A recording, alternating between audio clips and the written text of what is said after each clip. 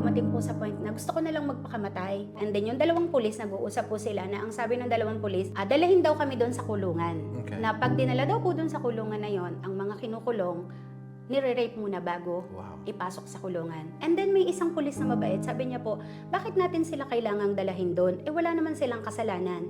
Nakatakas naman nga po ako dito. So talagang hindi ka nagpaalam? Hindi po. Okay. Last night namin dito, bago kami pumunta ng Firenze, so niready ko yung gamit namin. Then lumabas po ako ng hotel.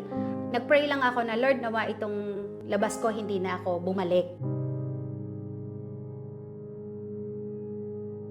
Siguro, nabuo din yung yeses, di ba? Hindi mo ako kilala para ikwento yung ano. Bigat para sa akin, para ano. I don't know, for some reason, sobrang emotion kasi yung takbo ng tanungan natin, di ba? Parang hindi ko naman sinasadyang ganun yung question. Pero para sa akin, yung maikwento yung ganung buhay na dapat talaga deserve marinig eh. Kasi ang daming hindi naririnig eh.